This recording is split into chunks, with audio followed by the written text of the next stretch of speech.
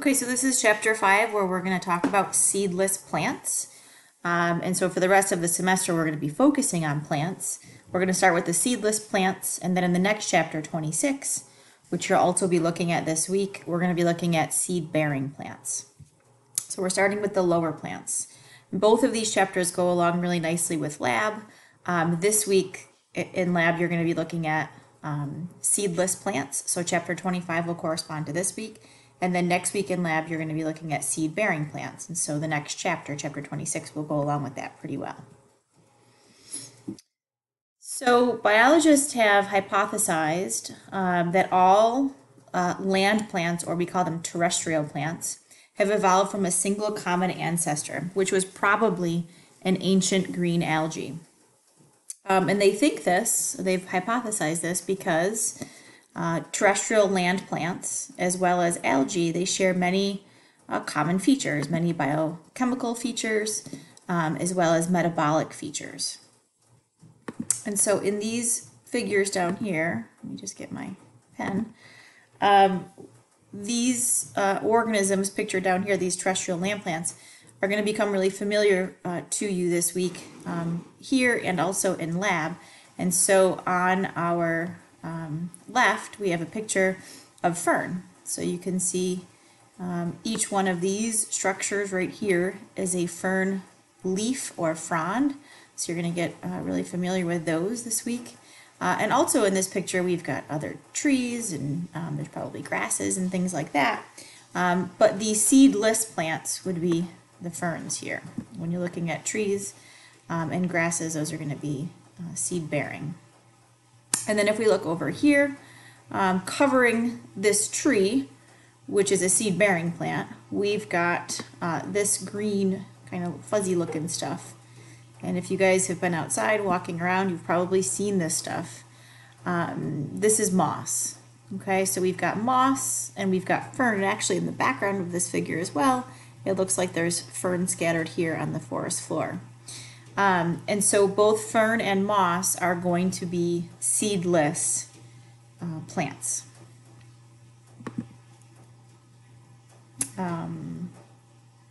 So again, terrestrial plants or land plants, they are complex, multicellular, so made of more than one cell, eukaryotes. And so if we look inside of the cells of any land plants, seed-bearing or seedless, we're going to find that their cells are eukaryotic, which means that they are going to bear a membrane-bound nucleus where DNA is housed.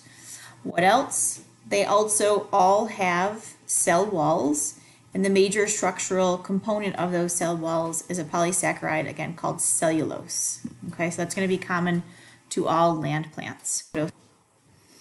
All land plants will also possess the pigment molecules chlorophyll A and B. We talked about those pigment molecules back in chapter 8, the last chapter that we covered. Chlorophyll is going to be responsible for absorbing energy from the sun, so light energy, wave energy, capturing that, and then they're going to be involved in transferring that energy or electrons, which will then be used, in the process of making carbohydrates like glucose. So those chlorophylls, those pigment molecules, will be found in specialized structures called plastids, right? We talked about the chloroplast. That's the organelle in which photosynthesis is going to take place. And all plants are going to store excess glucose, right? So an energy reserve in the form of starch. Okay, so starch is going to be a storage polysaccharide found in all land plants, where again, plants will store any excess glucose that is produced. What else? All land plants also share in common that they produce both egg and sperm are going to be their gametes. So egg will be produced in female reproductive structures and sperm will be produced in male reproductive structures. We'll talk about what those structures are called both in this chapter and in next. Common to all land plants when we look at sperm, these sperm cells are going to be modal, right? So they're capable of moving. They actually have to swim towards the egg in order for fertilization to take place. And what we find is that all land plants, when we look at their sperm, they have two anterior flagella. That's kind of a neat feature. Okay, so all land plants will produce sperm, which is the male gamete, which is going to have two flagella, two whip-like tails. Okay, so that's going to be common. Those are common features that all land plants will share. And again, all land plants evolved from, we think, an ancient green algae, and that land plant evolution happened once. And so all of the plants that you see on our landscape today, or that have existed in the past that have become extinct, they all share a common ancestor. And again, that ancestral species would be a green algae. How are land plants different from green algae, from the ancestral form or present day form of green algae? When we take a look and we compare them, all land plants are going to develop from a multicellular embryo. And we're going to look a little bit at that multicellular embryo. What we will see is that multicellular embryo is going to be produced and enclosed in maternal or mother, we're going to call it gametophyte tissue, so maternal tissue. So after reproduction, so after sperm fertilizes the egg will develop into a multicellular embryo, which is going to be enclosed in the maternal tissue. And sometimes it remains attached to the maternal tissue as it grows into the next generation, and in some cases it will come apart from that. We'll talk about when and in which types of plants have which throughout this chapter and the next.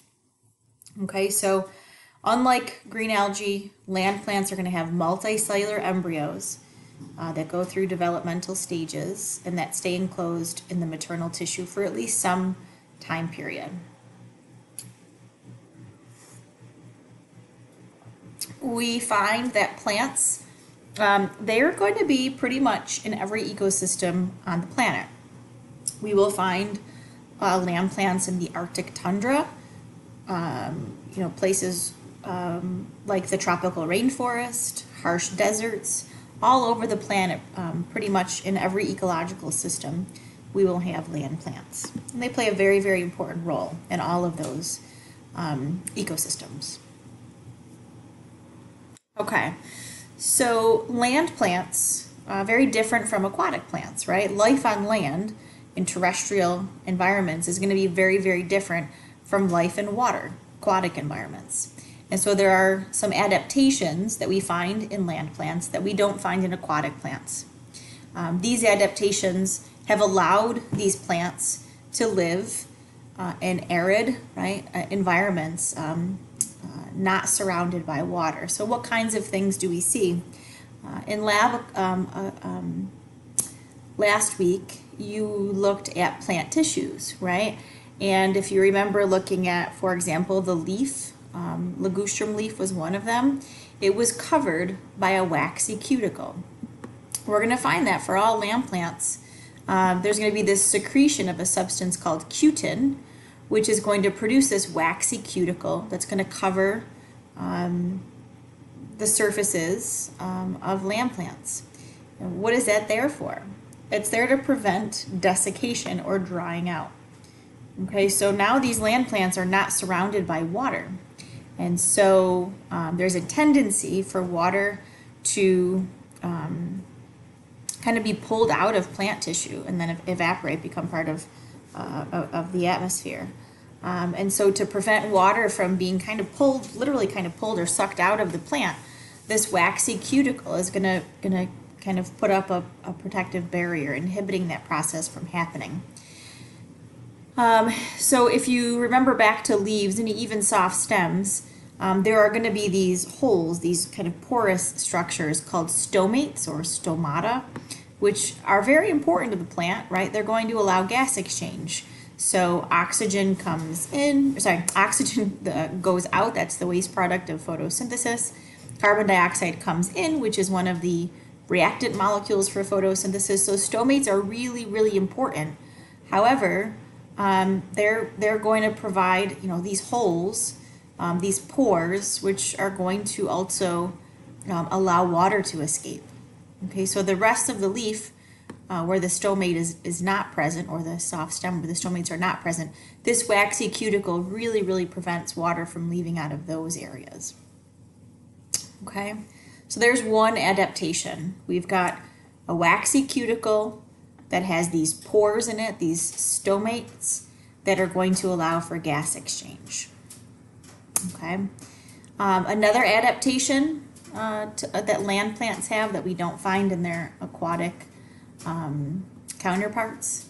When we look at plant organs used for sexual reproduction, which we can call gametangia, and we'll give them specific names as we go through the chapter a little bit later. They are going to have a layer of non-reproductive cells that is going to protect gametes. Okay, so very different from aquatic plants. So for terrestrial plants, the gametangia are multicellular structures, which again are going to have some cells that are involved in producing gametes, but there are also non-reproductive cells surrounding the gametes that are there to protect them. And the female gametangium, which again we're going to name in a little while, it's going to be called the archegonia.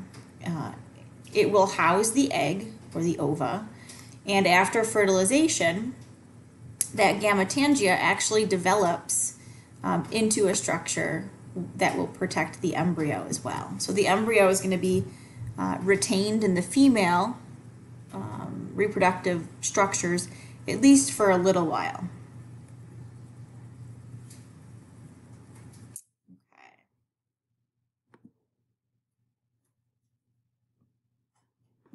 Okay, so on this slide, I'm giving you the basic life cycle for terrestrial land plants. And again, in lab this week, you're going to see this same life cycle in your lab book. It's going to actually look a little bit different. Your textbook has it just slightly, instead of being a circle with a line down the middle vertically, here it is horizontally. So it's just the layout is a little bit different, but it's still the same life cycle. And so what we see in plants is we see something called alternation of generations. That's key. So right in the middle of this life cycle, you see that alternation of generations. And what does that mean? That means that these plants, land plants, are going to spend half of their life cycle as a diploid plant, which we're going to call the sporophyte plant, that's down here, and half of their life cycle, so everything from here over, so in green, is going to be diploid, okay? Which again means that if you look in every cell, you're going to find sets of chromosomes or pairs of chromosomes, so 2 copies for each gene, okay? If you look at the gametophyte generation, if you look in these cells, these are going to all be haploid, so 1 copy of each gene, or only 1 set of chromosomes, okay? We talked about mitosis and meiosis a few weeks ago in lab. You did some worksheets on that. And so you know that meiosis, which is here, is going to produce the haploid condition. And in plants, the product of meiosis is spores.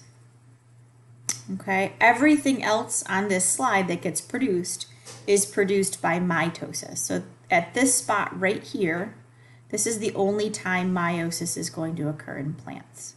So meiosis is going to take a sporophyte diploid plant, and it's going to produce haploid spores, which are going to be the first cells of the gametophyte generation, which is the haploid generation. So let's go through this life cycle real quick together, make sure we understand it. Let's start down here with the sporophyte. So the sporophyte, again, is a diploid plant. It's going to be a multicellular diploid plant. And we're going to look, again, at both fern and moss, and then in the next chapter we'll look at flowering plants. And so this is common to all of those plants. There's going to be half of the life cycle spent as a sporophyte, a diploid plant. Okay, now on that sporophyte, on that diploid plant, somewhere on it, there will be structures that are going to be called the sporangium. or in moss, we actually call it the capsule. In any case, these are going to be structures in which the process of meiosis will take place.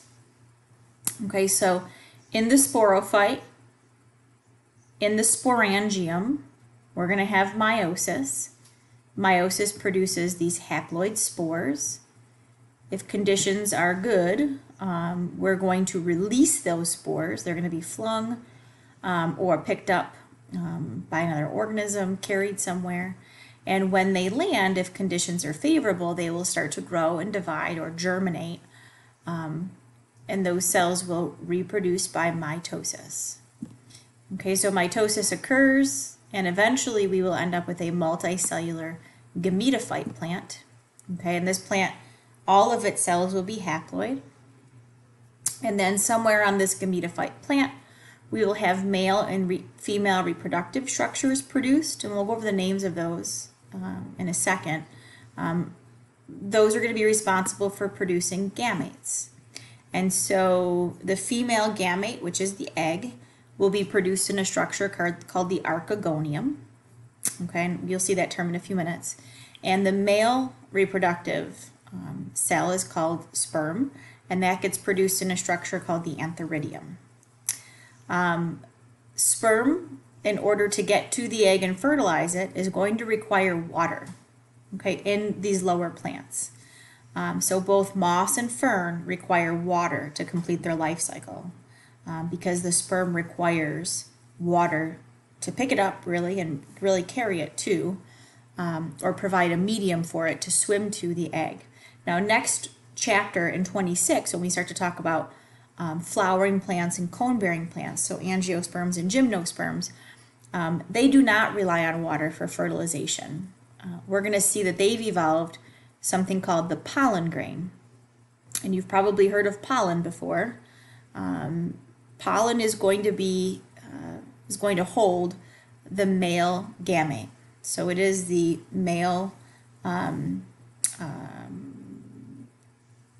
reproductive structure, the structure in which sperm is going to be produced in.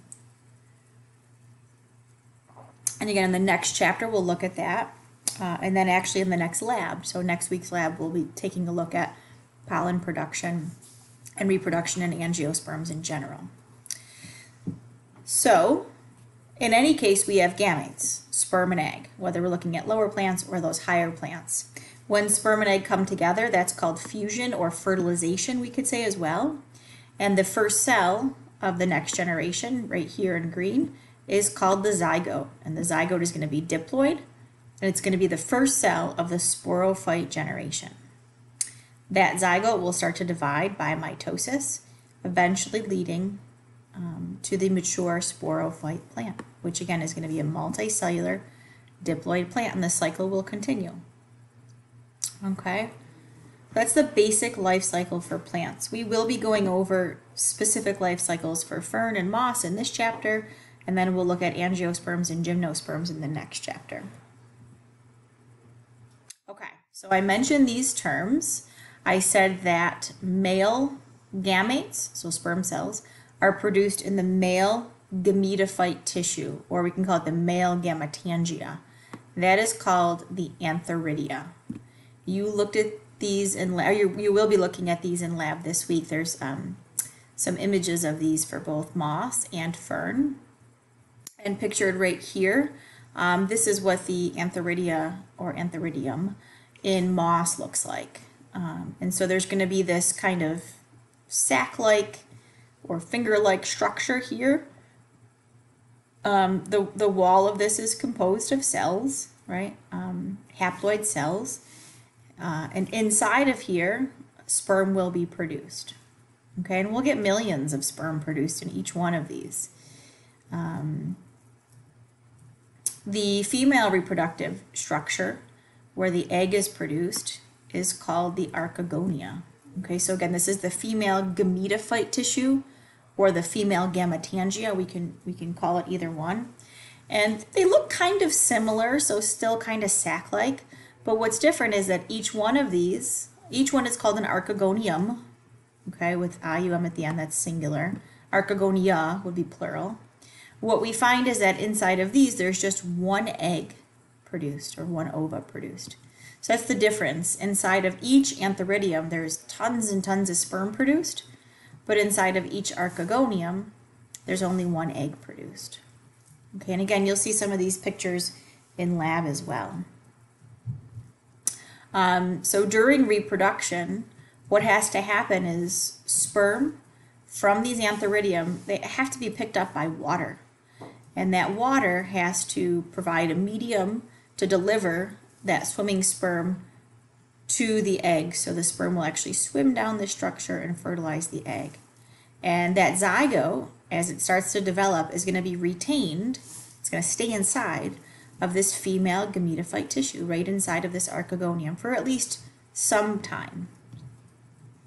Okay, so those are our two gametangia or gametophyte tissue, gamete producing tissues.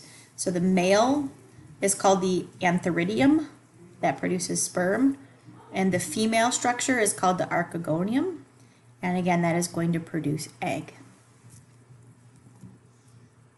Okay, so this shows that same thing that we just went over on the previous slide, so the life cycle, but it shows it in words. Okay, so you can both have like a mental picture of it as well as a flow chart of words.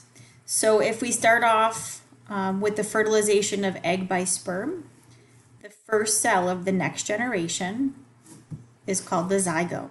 And that's going to be part of the sporophyte generation. The zygote will be diploid.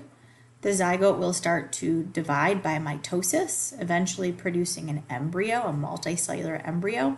This stays inside of the gametophyte plant. This develops inside of the Archegonium, inside of the female gametophyte tissue. Eventually, that embryo, again dividing by mitosis, will develop into a mature sporophyte plant. And inside of, as part of that mature sporophyte plant, we will end up with a sporangium in which meiosis will occur to produce haploid spores. Okay, those spores will be the first cells of the gametophyte generation. So those spores, once they land, they'll divide by mitosis to produce a mature gametophyte plant. On that plant, we will get male Antheridia and female Archegonium. In the Archegonium, we will have eggs produced by mitosis. And in the Antheridium, we will have sperm cells produced, again, by mitosis. And then what happens next is we have to come back up here to the beginning of our flowchart. Okay, so everything here represents the sporophyte generation, and down here, this represents the gametophyte generation. Okay, so let's look at evolution a little bit. Let me move this. Move this over just a little bit. Okay, so we're talking about land plants, which are also called embryophytes. And they're called embryophytes because they have multicellular embryos. That's where that name comes from. And again, we believe that all land plants evolved from green algae. Okay. And all of these land plants that are pictured here, all of the embryophytes, have evolved from ancient green algae, and so those are the charophytes. Okay, so the green algae belong here. So everybody here encompass the green plants. Okay, the embryophytes again evolved from green algae. And so who do we have here? Let's look. We've got non-vascular plants, and then we've got vascular plants. And so last week in lab, you looked at plant tissues. And hopefully you remember reading about xylem and phloem. So xylem is going to be vascular tissue inside of plants that transports water, and phloem is the vascular tissue in plants that transports food. Okay, so the land plants, can't find my pointer, from here over all have those tissues, xylem and phloem. But the land plants here lack xylem and phloem. Okay, so non-vascular means not having those tissues, where vascular plants do possess xylem and phloem. How else can we divide these plants up? So in the non-vascular plants, everybody here is also going to be seedless. Okay, so the product of sexual reproduction does not generate a seed. Okay, instead it generates a zygote, which develops into an embryo, which develops into a sporophyte plant. There's no seed in there. Okay, so who's included there in the seedless non-vascular plants? All of the bryophytes. Okay, and you're going to be introduced to these, at least one group of these, this week in lab. So the bryophytes, we're going to look in lab specifically at moss, and that'll be our focus in lecture 2. However, liverworts and hornworts are also included in this category. So liverworts, hornworts, and mosses are all non-vascular, seedless plants. Okay? We'll go over the life cycle of mosses. And again, you're going to see more of those in lab as well. How about over here to the right of this line? So again, everybody over here has true xylem and phloem. We can break this side up into the seedless vascular plants and the seed-bearing vascular plants. So the seedless plants, again, same thing. So you have sperm that fertilizes an egg, and that egg is going to be retained in the female gametophyte tissue, where it starts to develop into the sporophyte. Okay? There is no seed produced in that process.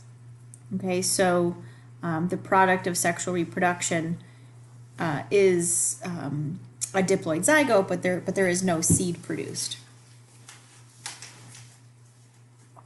And so who is included here?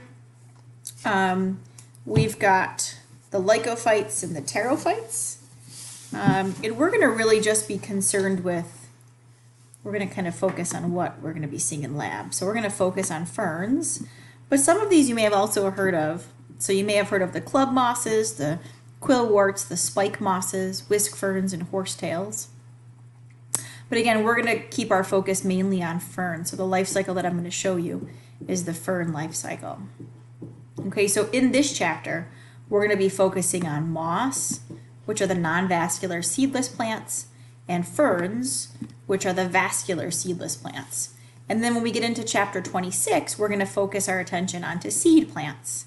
And so these are plants that have true roots, stems, and leaves. They have true vasculature. They have both xylem and phloem. And the product of sexual reproduction, so when sperm, which is going to be carried by pollen, okay, so not only do we have the evolution of seeds, but we also have the evolution of pollen in these plants. So sperm gets carried by pollen. It's going to fertilize the egg.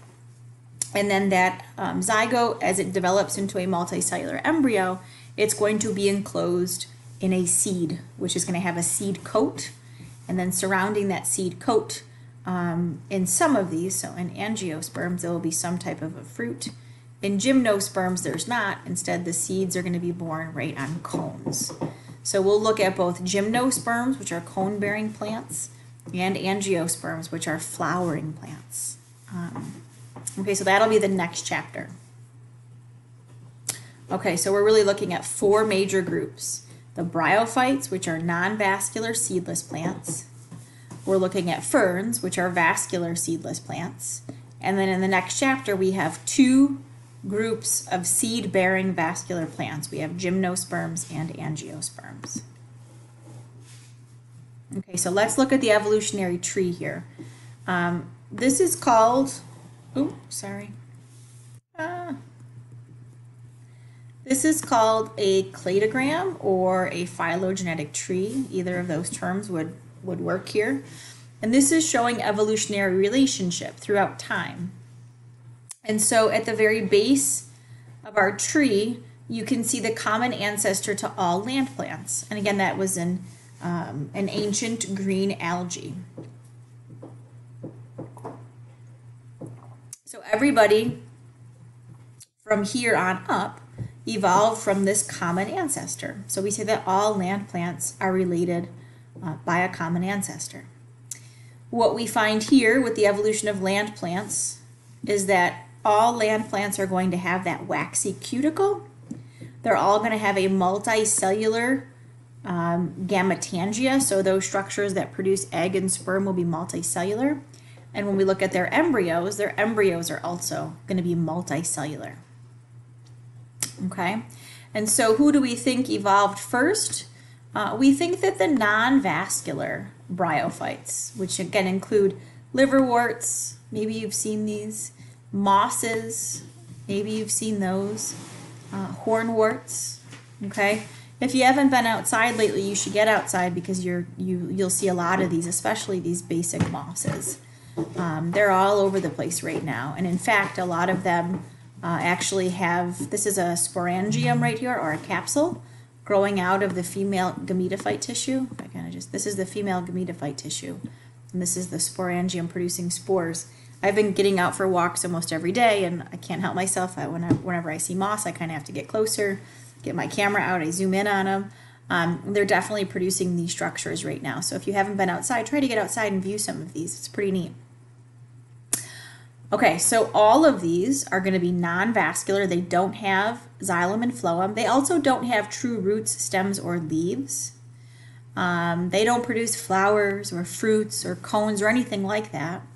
And they do not produce seeds. So they're seedless and they're non-vascular. They're pretty simple. They're going to be very close to the ground. They can't grow very tall. Whatever they're growing on, they're going to remain really, really small, only a few millimeters, in height, a few centimeters maybe in height. But they're not going to get very tall at all. Okay, so then evolved the dominant sporophyte generation. We'll talk more about that when we get into these life cycles, and vascular tissue. Okay, so everybody from here on up is going to have a dominant sporophyte, which means the sporophyte generation does not remain attached to the gametophyte generation. We find the opposite of that in our non-vascular bryophytes. So for example, the moss here, I just said that growing right here, this structure is the female gametophyte tissue. And then coming out of it is the sporangium, it's the sporophyte tissue. So in the mosses, in the non-vascular bryophytes, the sporophyte generation actually stays attached to the gametophyte generation. It's dependent upon it. We don't find that in any organism above this line. Okay, so the sporophyte generation does not remain attached, and so the sporophyte generation is actually dominant in the life cycles from everybody here on up. And again, I'll point that out as we get through life cycles. And so who evolved next? The vascular seedless plants, which include club mosses, which we're not going to really look at too much, and ferns, which we are going to look at. Okay, and you're going to be studying those in lab as well. Maybe you've seen these. If you're getting outside, you may see some of these popping up. These are called fiddleheads. Maybe you've eaten these. The grocery stores have these at certain times in the year. They're very yummy if you saute them up. The fiddlehead is going to be the sporophyte tissue emerging from the soil, and eventually what this fiddlehead is going to develop into is this. And so this is the structure right here. It's called a frond, or you probably would refer to it as the leaf of a fern. You've probably all seen the leaf of a fern. Again, it's called a frond. It's not really a true leaf. If you flip this over, you're going to find dots, fruit dots called sori. And again, we're going to look at those in a little bit. But those sori are going to be structures which produce spores. And so that leaf, that fiddlehead, that frond, is the sporophyte generation, the spore-producing generation. Okay, and so then above here, this line right here, indicates the evolution of the seed. And again, we're not going to talk about these in this chapter. In the next one we will. I should also say not just the evolution of the seed, but also the evolution of the pollen grain. Two very big major evolutionary advances. And so who do we have here? We have our vascular seed-bearing plants, which include cone-bearing plants, which we're going to call gymnosperms, and flower-producing plants, which we're going to call angiosperms. And in lab last week, most of what you looked at, those slides that I showed you, were angiosperms. They were structures from flowering plants. And then I think we had one gymnosperm. It was a pine needle. Pinus was its name. And so, again, when you looked at all of the structures, the roots, stems, and leaves in those angiosperms, you would have seen vascular tissue. You should have seen xylem and phloem and labeled those on those diagrams. We're going to talk more about angiosperms and gymnosperms in the next chapter.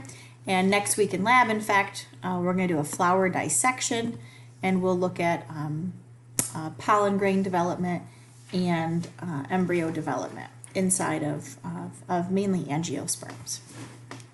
Okay, so that's the evolutionary relationship. Again, all land plants evolved from a common ancestral green algae. Who evolved first?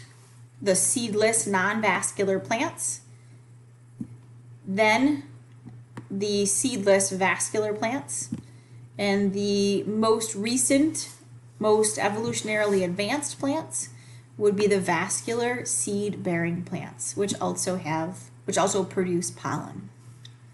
Okay, so again, this shows their evolutionary relationship and the sequence of events through evolutionary time. Okay, so here is your first Are You With Me? So go ahead and pause this here and take a few minutes to complete those. And again, whenever I say draw it, you are welcome to either draw it and take a picture of it. You can upload your pictures right to Blackboard. Or if you're not sure how to do that, I'm fine with just a verbal description of it. That's fine too.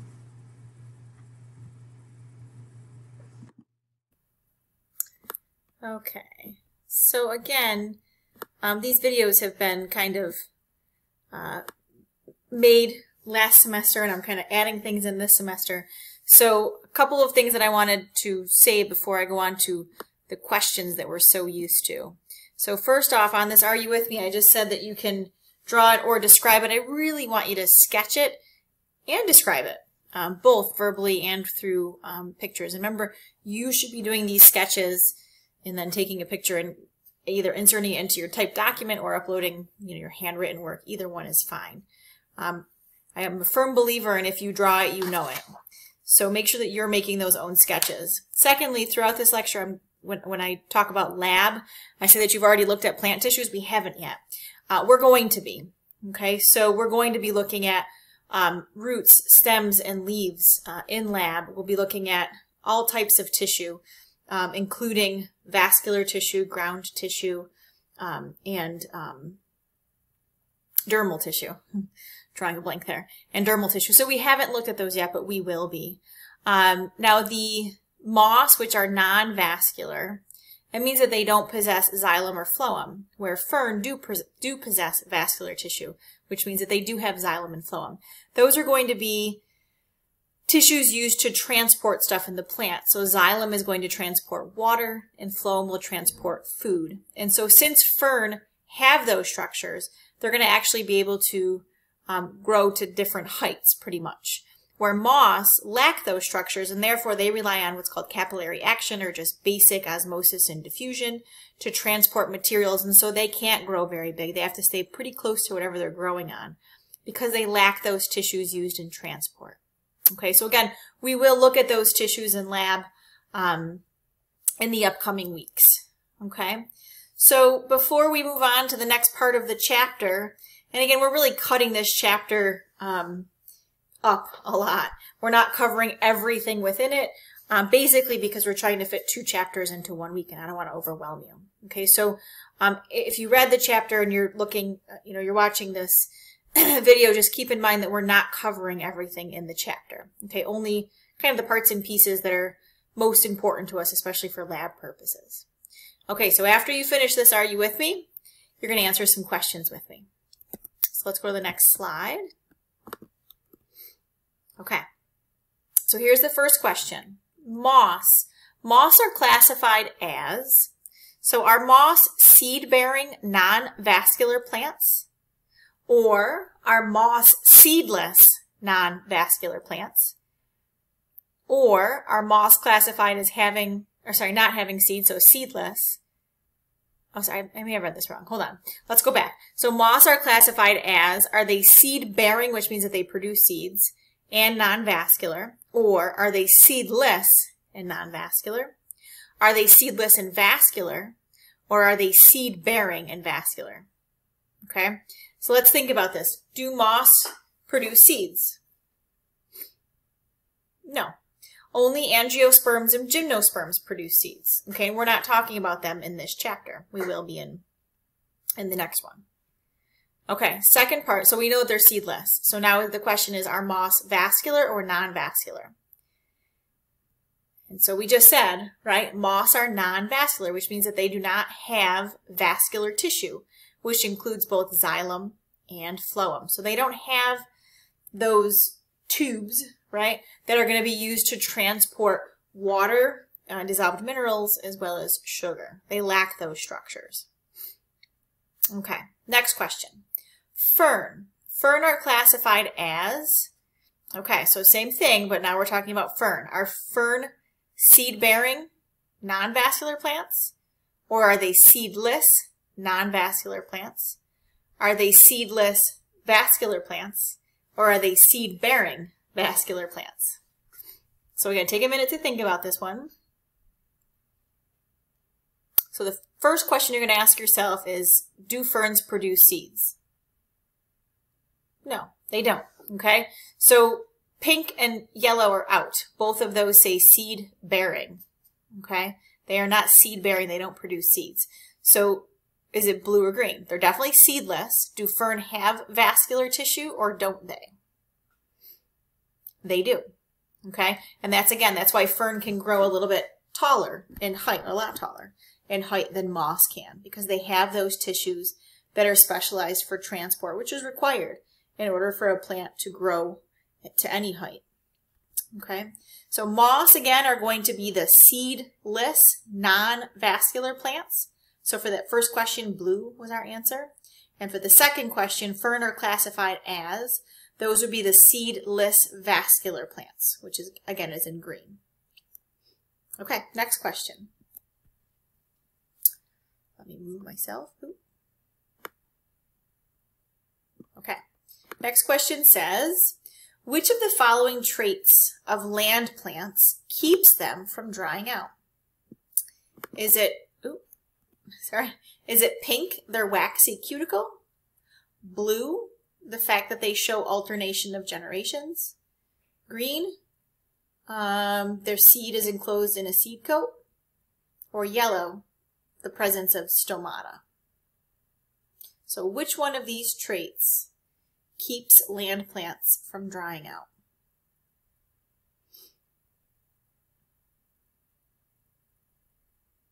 Okay, so the best answer here would be pink, the waxy cuticle, although looking at this, I could kind of see where you could make a case to argue stomata. Again, we haven't looked at those structures yet, but we're going to be in the weeks coming up. So the waxy cuticle we talked about earlier in the chapter here. This is going to be a structure that's produced by the outermost cells of the plant. Those are called the epidermal cells. And it's a structure made up of something called cutin. It's a wax called cutin. And it forms this waxy coating on the plant. This can be found on stems, leaves, okay? And that waxy coating is going to prevent water loss, so water can't escape from the underlying tissue because that waxy cuticle is there. That's going to be present on land plants. Alternation of generations doesn't make sense. In green, there, seed enclosed in a seed coat. Not all land plants have seeds, right? The types that we're talking about in this chapter are focusing on, fern and moss, they don't produce seeds, so that one doesn't make sense.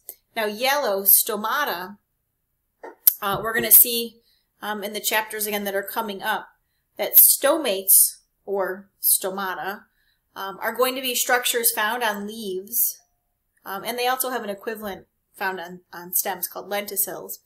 These are going to be structures which will actually open and close. Okay, they'll be triggered to open and close. There's specific light, specific environmental conditions that will cause those structures to either be open or closed. And what happens through a stomate is gas exchange. So CO2 comes into the plant and oxygen leaves the plant. In fact, we saw stomates in the last chapter when we talked about photosynthesis. Okay, we looked at those briefly.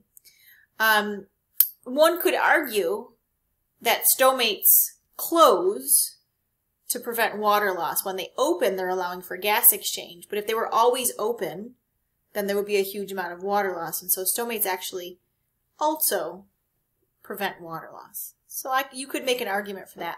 Again, the better answer would be the waxy cuticle. Okay, I think there's just one more question. Yep. Oh, did I miss something here? I did. Okay, we got to go back. Let's do this one, then we'll go back. Okay, the multicellular plant that produces gametes via mitosis is called okay, so which plant in the life cycle is going to produce gametes? Gametes are always going to be produced by mitosis. Spores get produced by meiosis. Gametes get produced by mitosis in plants, which is kind of the opposite of what we see in animals. Okay, because animals don't have spores. We only produce gametes. So it's kind of different. So again, which plant here listed produces gametes via mitosis? Is it the sporophyte plant, the gametophyte plant, the gametophyte plant, Gametangia, or the Archegonia? So which one of those is the multicellular plant that gives rise or produces gametes by mitosis? Think about that for a minute.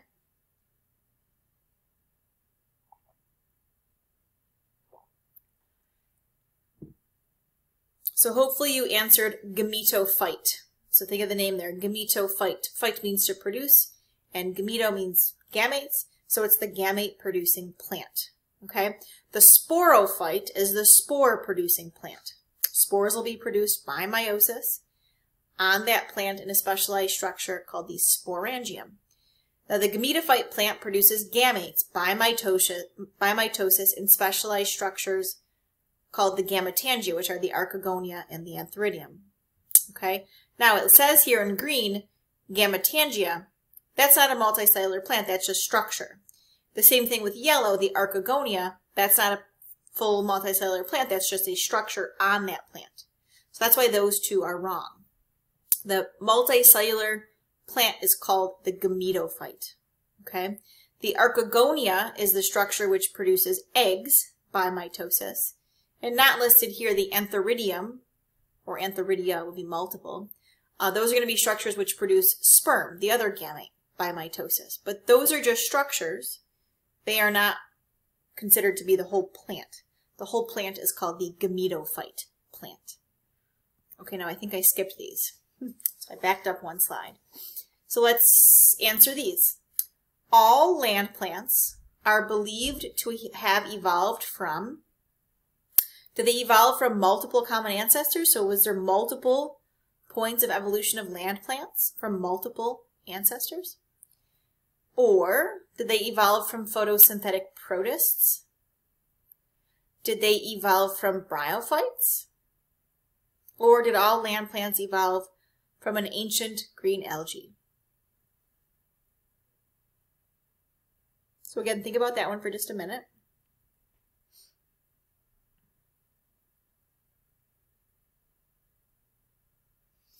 So hopefully you answered yellow. So all land plants evolved from an ancient green algae. That's the ancestral species to all land plants. And again, we believe, and there's data to support this, that land plant evolution occurred once in evolutionary history, not multiple times. Okay, so once from an ancient green algae. Last question. Alternation of generations means that plants produce... Does it mean that they produce only one haploid multicellular organism? Or only one diploid multicellular organism? Or in green here, only diploid multicellular organisms with single-celled haploid gametes, or yellow, both haploid and diploid multicellular organisms. Give you a second to think about that one.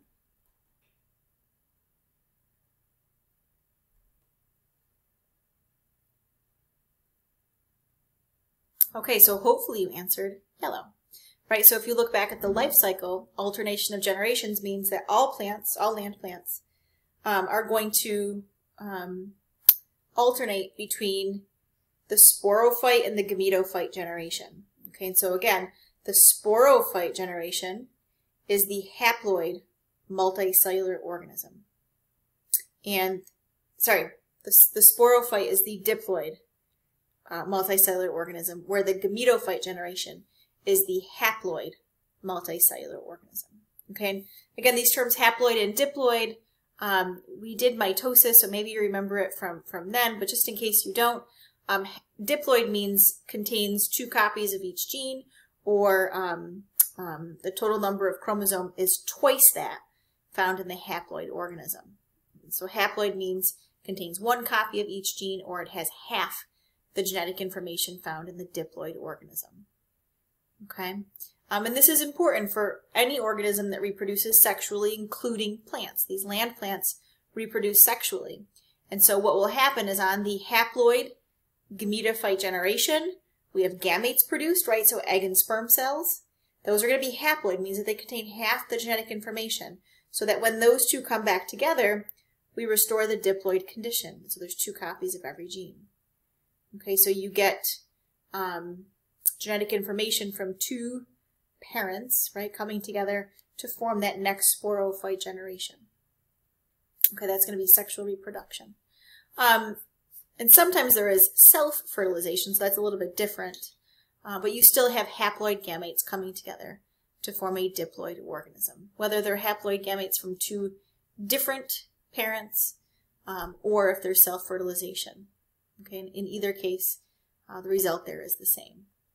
Okay, so you're going to go on to the next part, 25.3, and I'll be back with some questions. Okay, so now on to the next part of the chapter. We're going to focus now on bryophytes. So again, the bryophytes, when you hear that term, I want you to think mosses. These are going to be small, non-vascular plants that are not going to have any specialized vascular system. So they do not possess xylem or phloem. So transporting nutrients is different in these plants. Nutrients, water, or essential minerals, right? These plants do still need those things, but they don't have a vascular system that is going to allow them to transport these materials over distances. And so that's the main reason why these plants are small. They're not able to grow to high heights because they lack these specialized systems to transport essential nutrients. How does stuff move? How does water get up into these plants? Minerals, how does nutrients? Just basic diffusion and osmosis. And so again, that's going to really, really limit their size. Okay. Also, these plants, again, do not produce seeds. So after reproduction, a seed is not formed. So when we look at reproduction and dispersal, the seed is not there, so it's tricky. The only way that these small non-vascular plants are able to disperse themselves is through spore production. So that's really, really important, that meiosis inside of the sporophyte generation, which produces spores, is really going to be their mode of dispersal. They don't have seeds to do that. Okay, we're going to find next week, or no, sorry, next chapter, when we look at angiosperms and gymnosperms, seeds really aid in the dispersal of those plants. So these plants are kind of limited. The bryophytes are the only extant or living currently on our planet non-vascular plants. Okay, they're the only plants that have a dominant gametophyte generation. And when we look at the life cycle, again, I'll point this out to you. I did on the previous slide as well. What we find is that the gametophyte generation after sexual reproduction, so after sperm fertilizes an egg, that zygote, that embryo, and then that sporophyte, as that develops, is going to remain permanently attached to the female gametophyte tissue. So the sporophyte is going to actually grow right out of Archegonium. There are 3 phylum here. Again, the mosses, which is really our focus, the liverworts, and the hornworts. Okay. When we look at the bryophytes, any of those 3 classes, what we find again is that they are all very limited in size, but we usually find them in these dense, kind of thick, matted beds or colonies. They do not have true tissues, so we don't find roots, stems, and leaves. Instead, they have these modified structures. So they're going to have these tiny hair-like structures called rhizoids that are going to take up water and dissolved minerals. Okay, so not true roots, but they are still absorptive. And so, again, by diffusion and osmosis, they're going to take up water and dissolved minerals. They also have an upright stem-like structure, but it's not a true stem because it's lacking differentiated tissue. So there's no xylem and phloem, there's no ground tissue, there's no differentiated specialized tissue. So it's a stem-like structure, but we don't really call it a true stem. And then there will be these leaf-like blades, but again, there's no differentiated cells. It's all just one single layer of cells. And so very different from the leaves that you looked at last week in lab. So again, they don't have any true organs and they don't have true tissues. Okay. We do, however, we've found that they play a really important role in the formation of soil. They're also important commercially. You may have heard of sphagnum. They also form peat bogs, and this peat is going to be used as a fuel source. Okay, so commercially and to humans, bryophytes are pretty important. All right, so here's a picture. This is moss. This is from a past textbook. This picture here on the left, we're actually looking down on the moss. And so the tips of these structures here are going to be where we find gametangia. So where we find either Archegonium or Antheridium, depending on if it's a male or a female. And so everything right here in this picture is all part of the gametophyte generation. This is the gametophyte plant or plants, if there's multiple plants here. After fertilization, so after a sperm lands on and swims down and fertilizes an egg, we get what we see in the right-hand side. So if you look here, each of these structures, so this is it's called the seta or the stalk-like structure. And then up here at the top, this is the sporangium, or in moss we call it the capsule. This is where spores will be produced, right inside of that structure. And that's where meiosis is going to happen as well. So this thing right here, the whole foot, setae, and capsule of this are going to be, they're going to constitute the sporophyte generation. Now, if we go down here to the base, to the foot, notice that it's growing out of the gametophyte tissue. So in the bryophytes, like moss, we say that the sporophyte tissue is completely dependent upon the gametophyte tissue. It grows out of the gametophyte tissue, and it's completely dependent upon it. It will stay attached to it for that whole part of the life cycle. Now, spores will get produced here from the sporangium, from this sporophyte generation. They'll be flung, and where they land, again, they will germinate. This is kind of nice. In lab, we talk about a structure called the calyptra. So if this is the capsule, you can kind of see there's this papery hood on the top of it. And that papery hood is it's like a cap. When this comes off, the spores are able to fly out. So this is called the calyptra. And again, I think in lab you may have to label that. Okay. So gametophyte generation, sporophyte generation grows out of the gametophyte plant, the female gametophyte plant. Okay, so again, this is moss or bryophytes. Okay, so here is the life cycle. So let's start here with the mature gametophyte plant. Okay, so if I go back a slide, that's what you were just looking down on here on the left, the mature gametophyte plant. So that's where we're starting. Okay, and if we take a look at this plant, you can see these little thread-like structures, right? Those are root-like. We call them rhizoids. Again, they're responsible for absorption of water and dissolved minerals. And then you can see these leaf-like structures, right? They're not true leaves, but they're leaf-like structures.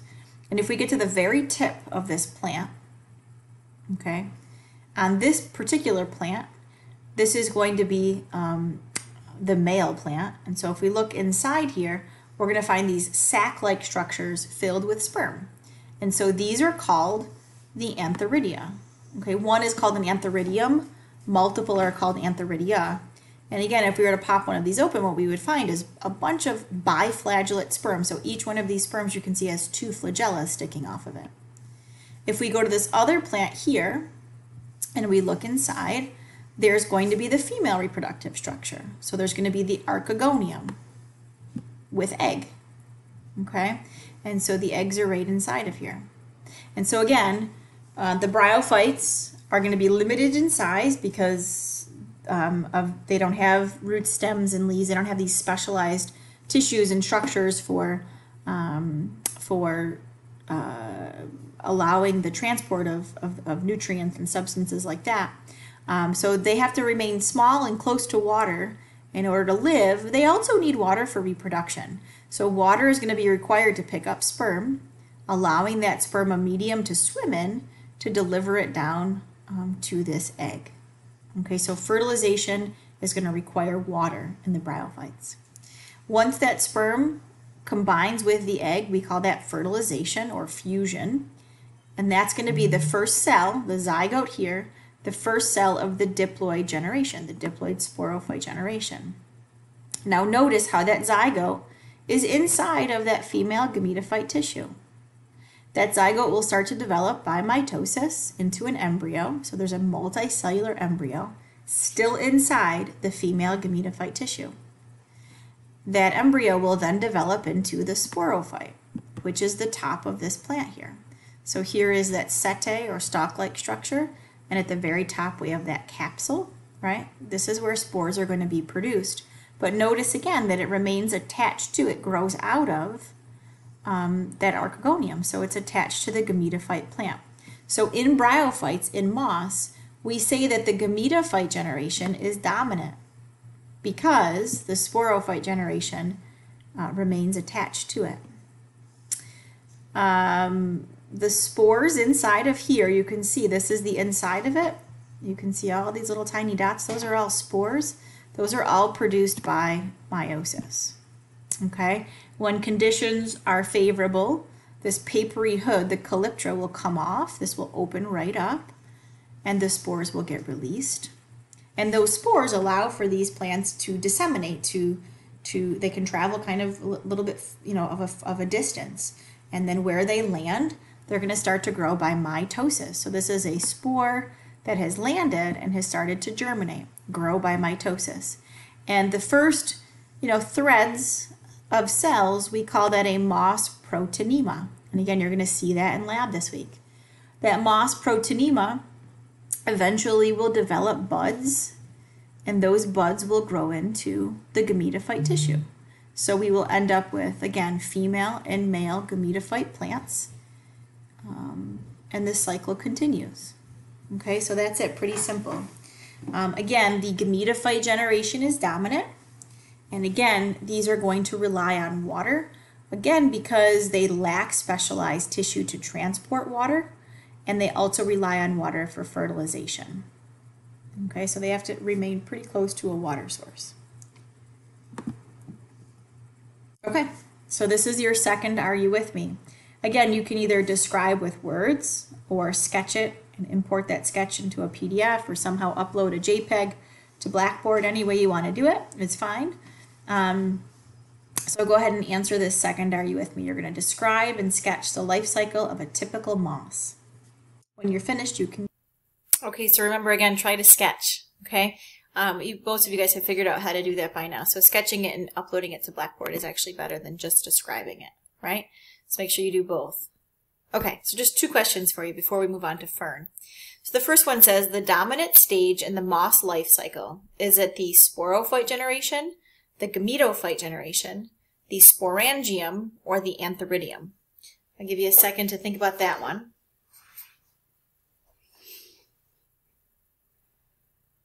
So for moss, the dominant stage in the life cycle is going to be the gametophyte generation. Remember why. So if you think back to that life cycle, the gametophyte generation is the generation that produces gametes. So egg is produced inside of the archegonium by mitosis. And sperm is produced in the antheridium by mitosis. Okay, and then if water is present, water is going to pick up sperm, deliver it over to the archegonium. The sperm swims down and fertilizes the egg. We end up with a diploid zygote. That's the first cell of the next generation, which is the sporophyte generation. Now, as that zygote develops into a multicellular organism, a multicellular tissue, it is going to remain attached to and will be dependent on, nutritionally dependent upon, the gametophyte plant. So the sporophyte plant never leaves the gametophyte plant. It's not, it's always attached, okay, and it's always going to be dependent upon.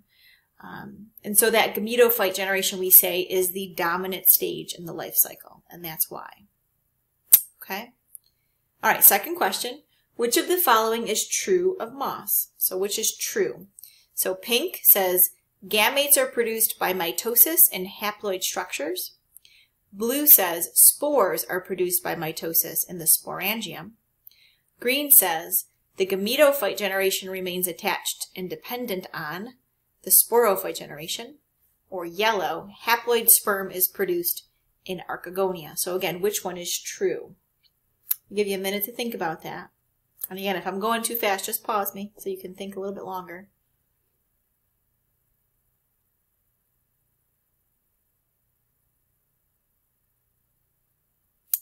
Okay, so let's go through these. Let's start at the bottom. So the yellow says haploid sperm is haploid, okay, is produced in the archegonia. Okay, that's wrong because sperm is produced in the antheridium, not in the archegonium. Okay, so that's why that one's wrong.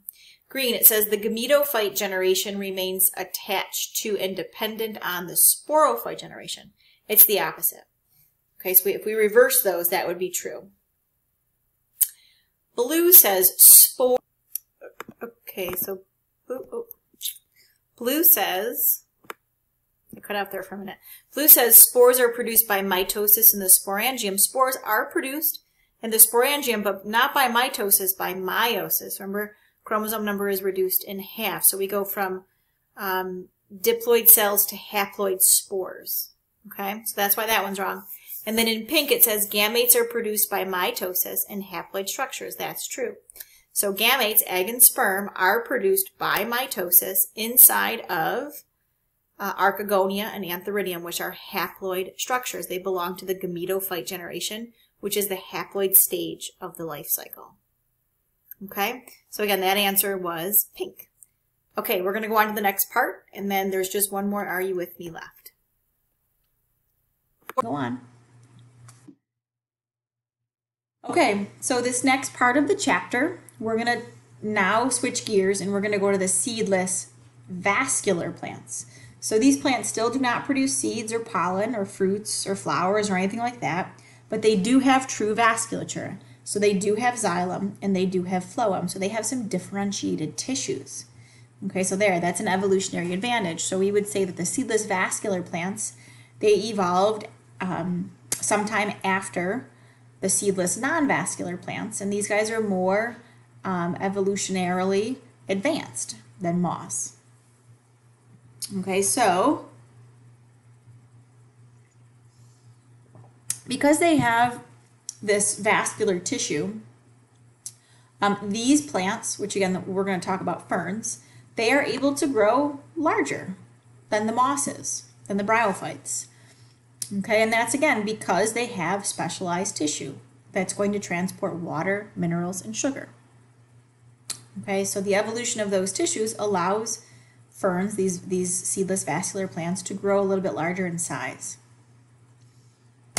They do have true stems with vascular tissue, and most of these are going to have either true roots or root-like structures, and they'll have leaf-like structures. So these leaves, again, we're not going to call them leaves, we're going to call them fronds, but they do have the job of a leaf. So they do have true organs. They do have true roots, stems, and leaves, and the leaves are going to be the major organ of photosynthesis. They're going to be green, they're going to have chlorophyll, and they are going to be responsible for producing food for the plant. So there's two main groups or clades of seedless vascular plants. We have the club mosses and the ferns. And again, the ferns are going to include things like horsetails and whisk ferns. These are the closest relatives to seed-bearing plants. So gymnosperms and angiosperms are more closely related to ferns than to bryophytes. Okay? And that's how the evolutionary tree that I showed you a little bit ago displayed that, right? So if that was evolutionary time, ferns are more closely related to gymnosperms and angiosperms than those plants are to mosses. Okay, let me just move this over a little bit.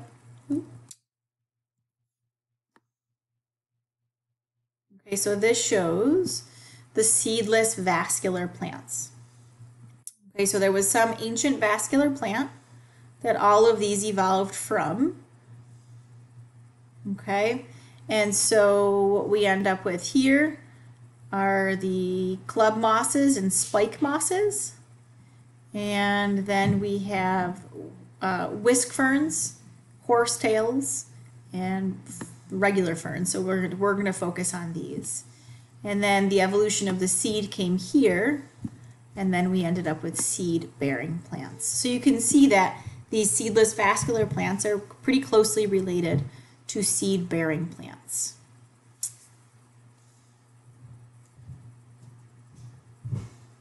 And one other thing to point out on here, if we look at the lycophytes, the club mosses and the spike mosses, you'll see this, the evolution of microphyls. What that is these are leaf structures in which there's only one main vein. And if we look at ferns, so whisk ferns, horsetails, and ferns, these are going to have megaphylls. So and the difference here is that if we look at the vein pattern, and veins are going to be xylem and phloem. There's not just one single vein. There's going to be multiple veins. Okay, so just a difference in leaf structure between the two. What we find is that megaphylls are going to be an evolutionary advantage over microphylls. So we think that, again, if you look at evolutionary time, this group right here that branches here is going to be more evolutionarily advanced than the lycophytes. Okay, so let's look at ferns. Again, that's going to be our focus. Again, these are seedless, so they do not produce seeds, but they do have true vasculature, so they have xylem and phloem, and they're going to have roots and stems and leaves or structures that serve the same function as root stems and leaves. Okay, so ferns are mostly found on land, terrestrial plants, and now there's a switch here. They're going to have a dominant sporophyte generation. So the sporophyte generation for ferns is not going to remain attached to the gametophyte generation. Very different from what we saw in moss. And again, we're going to have, real organs here. So again, different from moss, and that's going to allow these to grow to higher heights. Okay. The plant that you're familiar with seeing here on the left, that is the sporophyte generation. So the sporophyte generation is going to have stems that actually run underground horizontally instead of vertically. So they're kind of different from what you're probably used to. Those are going to actually get a special name called a rhizome, not a rhizoid, but a rhizome. And these structures that you see popping up out of the ground, these are those leaves, which in ferns we call fronds, and they're compound. And these are again going to be the main organ of photosynthesis, and they're also going to be the organ in which spores are formed on. So if you flip this leaf over, and you've probably all seen this, you're going to see a bunch of little dots. Those are called fruit dots or sori, and that's going to be where spores will be produced. We'll look at that on the life cycle. Over here on the right are those fiddleheads. Again, as the fronds emerge from the underground stem, the rhizome, they first look like this. And then as they uncoil and stretch up, then the leaves kind of, the compound parts of the leaves kind of stretch out. And again, they take on this final shape. So as they first emerge, they look like fiddleheads. And when they get fully emerged, they're going to look like a sprawled out leaf.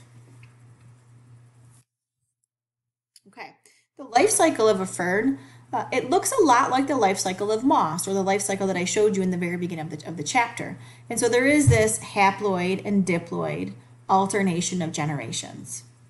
Okay, however, different from the moss, the sporophyte generation for fern is going to be dominant.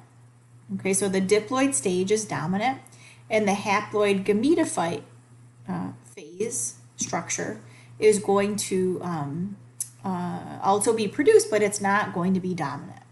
Okay, so we'll take a look at that life cycle. Again, spore production is going to happen on the sporophyte, on those leaves or fronds, on the underside.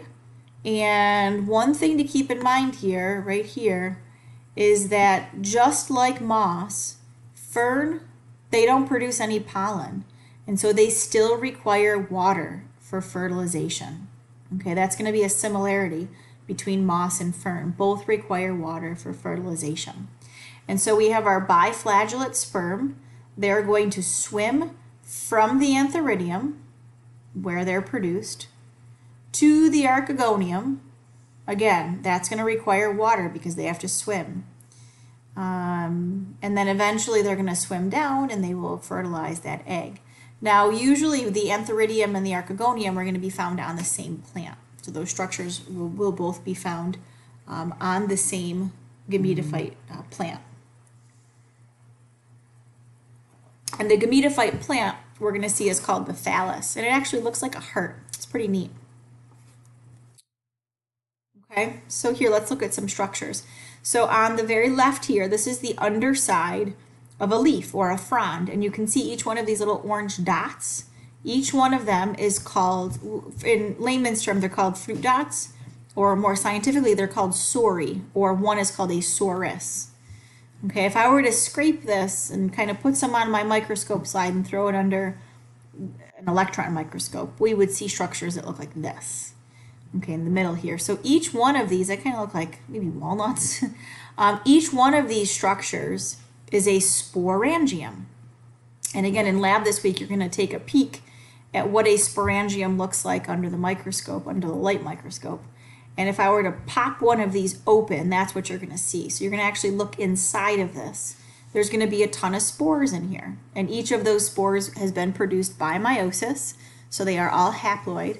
There's going to be this ring right here. It's kind of like a spiraled up coil, like a spring.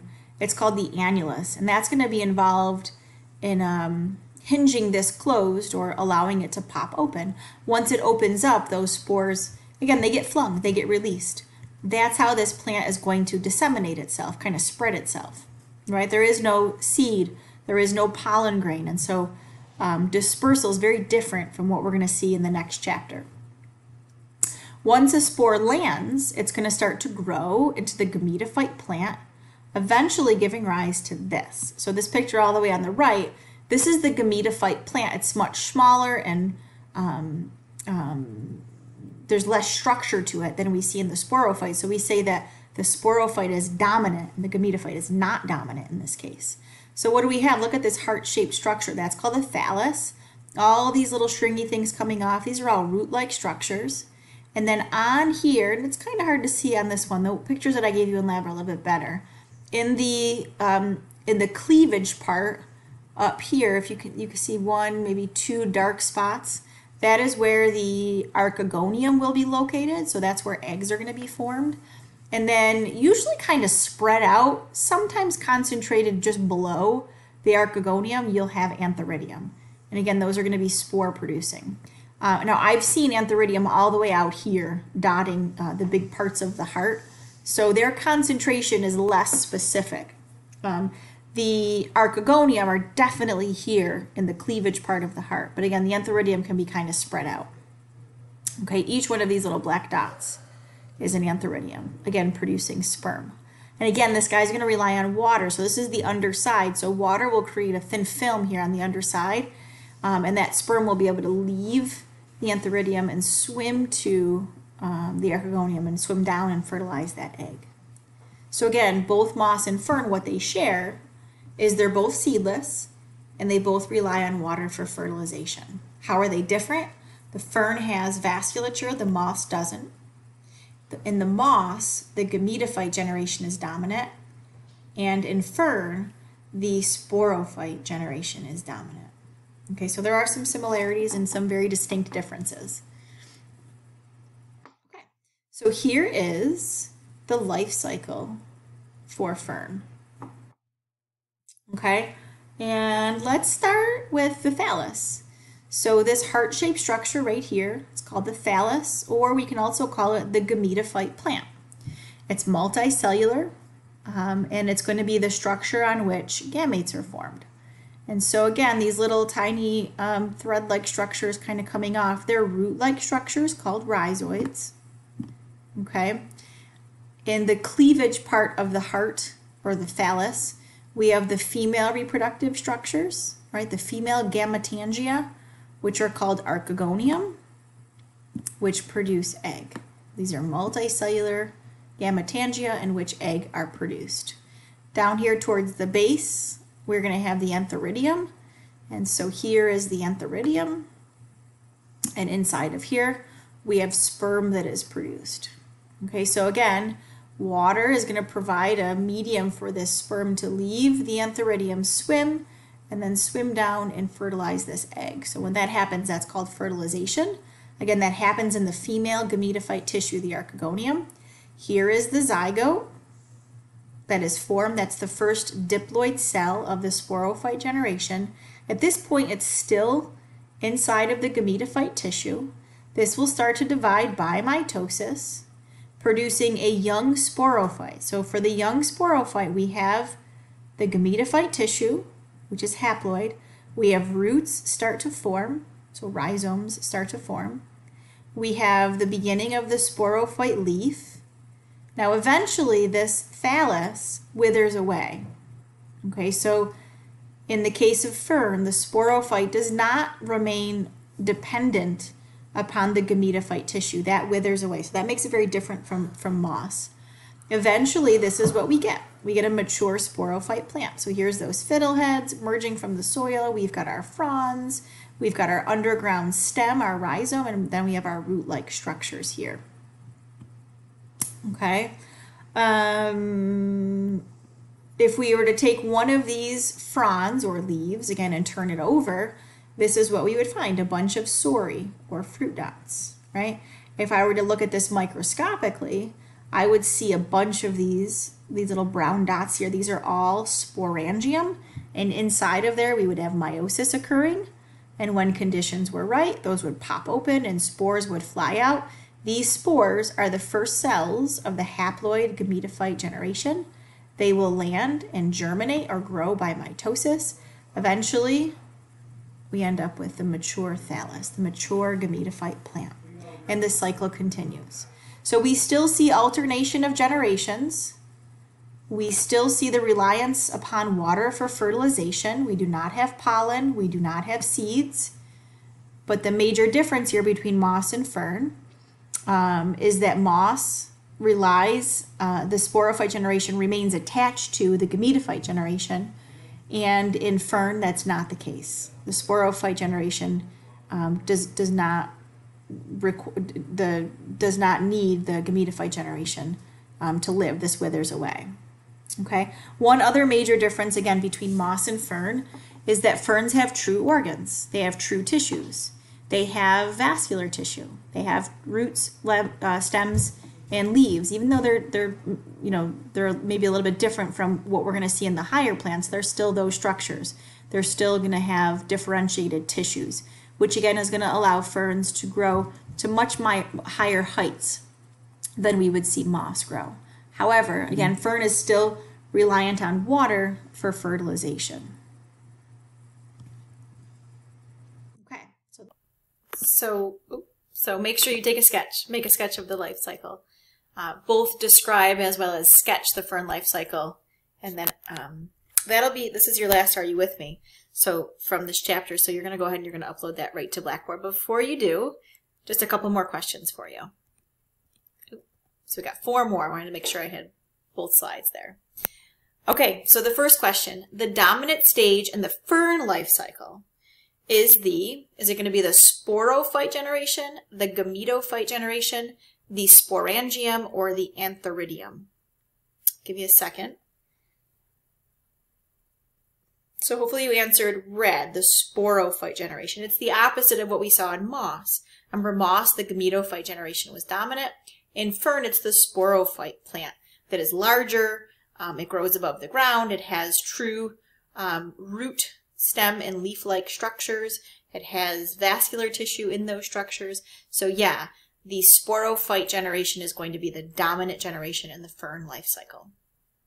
The next question says the following structures are found on the underside, so the underside of fern leaves, which we know are called fronds, and they contain sporangia. Are those structures called sori, rhizomes, antheridia, or archegonia? Which one of those are the structures that produce spores? So hopefully you answered pink, sori. So sori are going to be the sporangia, the spore-producing structures found on the underside or underneath leaf fronds. Okay, remember those spores will be produced by the process of meiosis, reduction division. Okay, one cell splits into 4. Okay, couple more questions. Why are ferns able to grow to taller heights than moss? Is it because moss lack alternation of generations? Is it because fern have vascular tissue? Is it because only fern have a waxy cuticle? Or is it because moss lacks stomata?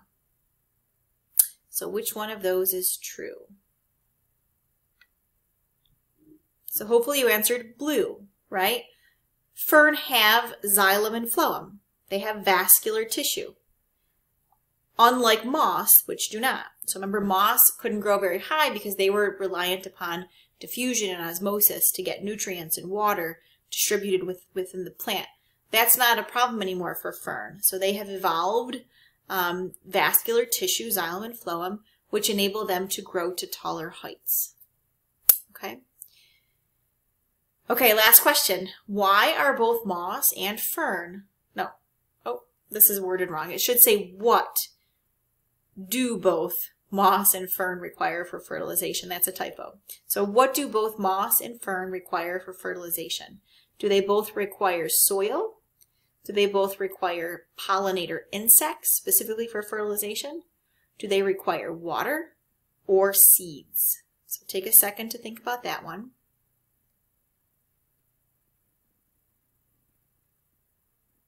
And hopefully you answered water, green.